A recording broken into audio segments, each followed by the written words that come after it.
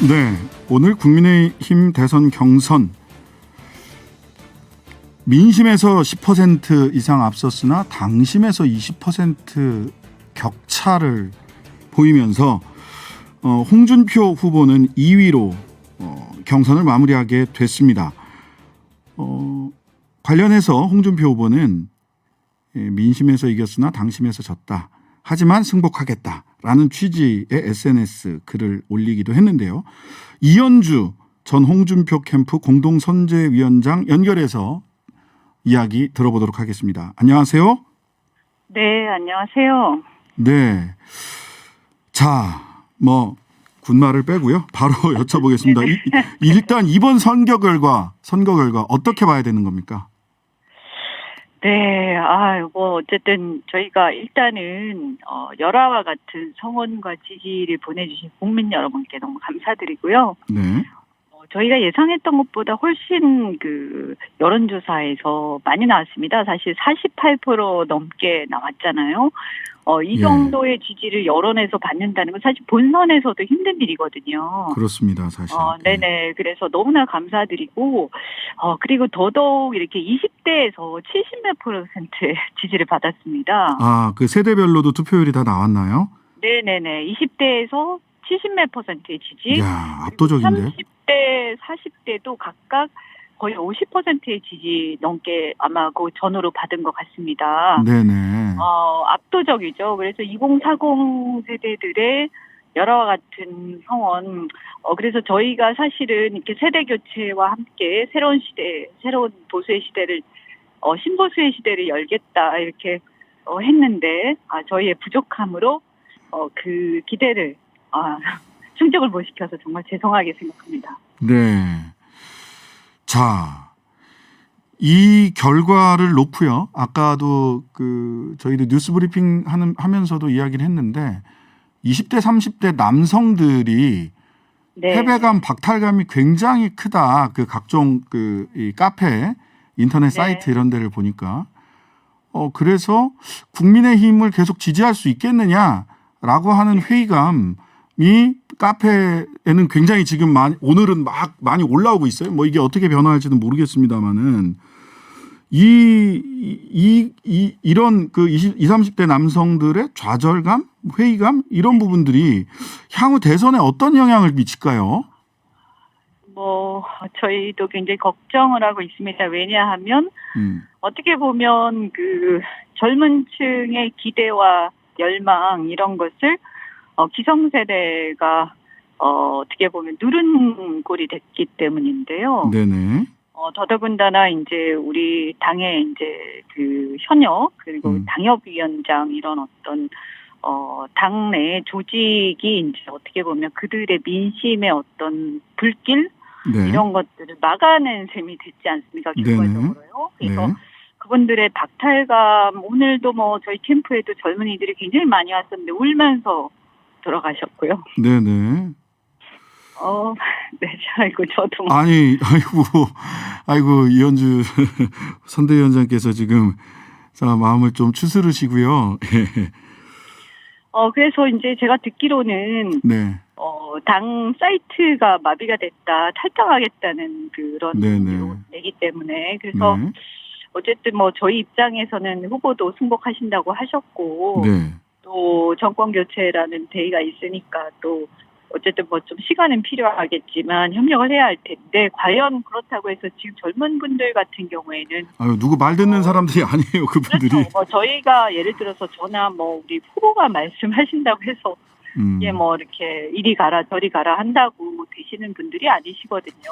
그래서 이거에 대해서 굉장히 큰 고민이 저는 깊은 고민이 필요하지 않는가. 그리고 이게 당을 떠나서 대한민국이 이런 어떤 젊은 세대에 대한 기대. 이게 완전히 세대가 글로벌화돼 있어서요. 제가 보면 어떻게 보면 어르신들은 개발도상국에서 태어나서 자란 뭐 그런 거라면 저도 마찬가지지만 네. 지금 젊은 세대들은 선진국에서 태어난 선진 시민들이거든요. 네, 네. 그러니까 굉장히 다릅니다. 저희하고도요. 그래서 저는 이제 그 친구들, 그런 젊은 친구들의 생각, 그리고 그분들이 어디에서 분노와 박탈감 느끼는지 이런 걸 저희가 정말 깊이 살피지 않으면 이제 어려운 상황에 봉착할 수 있다 이렇게 생각합니다.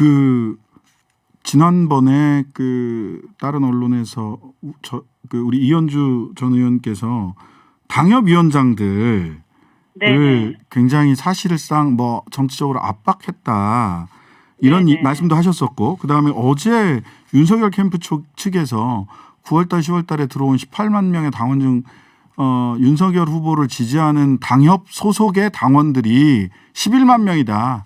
당심에서 압도적으로 이긴다 이렇게 얘기를 했는데, 결과적으로는 그런 당협위원장들이 윤석열 캠프에 들어가면서 결국 이런 당심에서 20%가량의 차이가 나는 이런 결과가 나온 거다 이렇게 볼 수 있는 건가요?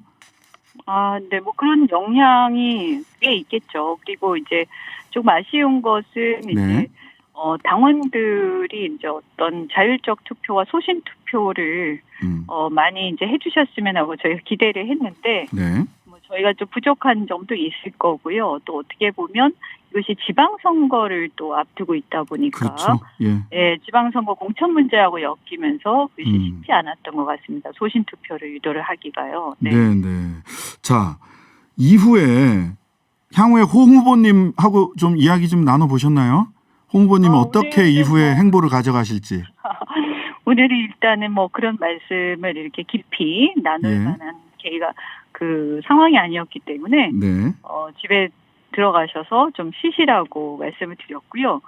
어쨌거나 이렇게 너무 약한 마음 자수시지 말고 먹지 말고 좀 이렇게 다시 다음 주 초에 다 같이 모여서 좀 얘기 좀 하자 이렇게 말씀드렸습니다. 어쨌든 간에 뭐 홍 후보께서 승복한다고 하시고 또 큰 틀에서 보면 또 당인이시기 때문에 홍 후보께서도 뭐 조금 이제 추스릴 시간은 필요하시겠지만 다시 또 이 무야홍리라고 해야 되나요? 근데 이제 무야홍은 좀 건너갔긴 했는데 그래도 과거에 어떤 홍준표 이렇게 유쾌하고 개그 본능이 넘치시는 홍준표로 강하시잖아요. 그러니까 그게 돌아오실 거라고 생각합니다. 우리 이현주 전 의원님께서는 향후에 어떻게 행보를 어떻게 가져가실 생각이십니까? 그것도 뭐 오늘 당장 뭐 말씀을 전혀 생각을 아직 그런 것까지 생각 못 해봤고요. 뭐 어쨌든 뭐 당원이니까 당에 또 큰 어떤 목표나 이런 거에 함께 해야 되겠죠. 그런데 뭐 지금은 당장. 아니 또 연관해서 이런 이야기들 이쪽은 예전에 소위 친박그룹 조원진 전 의원 등 우리공화당 등 이제 친박그룹에서는 윤석열 후보에 대한 반감이 좀 대단했던 것으로 기간에 이렇게 보였거든요. 그래서 범보수 야권을 윤석열 후보가 다 묶을 수 있을까? 이거 어떻게 보십니까? 그것은 이제 그분과 또 어쨌든 뭐 그분의 또 여러 가지 앞으로 하는 바에 따라서 그렇게 될 수도 있겠죠. 어쨌든 뭐 그렇게 녹록한 상황은 아닙니다만 시간이 좀 필요할 겁니다. 그런데 여하튼 분명히 보면 이게 이제 결선 투표가 없었잖아요. 그렇죠. 그래서 이게 참 홍 후보 입장에서는 결선 투표가 있었다면이라는 가정을 하실 수밖에 없을 것 같아요. 그래서 뭐 한 자릿수 차이였고 또 더군다나 민심에서 상당히 이제 특히 젊은 층의 민심에서 일방적인 완사이드한 상황이었기 때문에 이런 부분들에 대해서 좀 어떤 좀 겸허함 이런 것들이 요구되지 않는가 이렇게 생각을 합니다. 윤석열 캠프의 겸허한 자세가 필요하다라는 말씀 주셨습니다. 저희가 근데 뭐 어쨌든 부족함이 많으니까 또 이렇게 된 거니까요.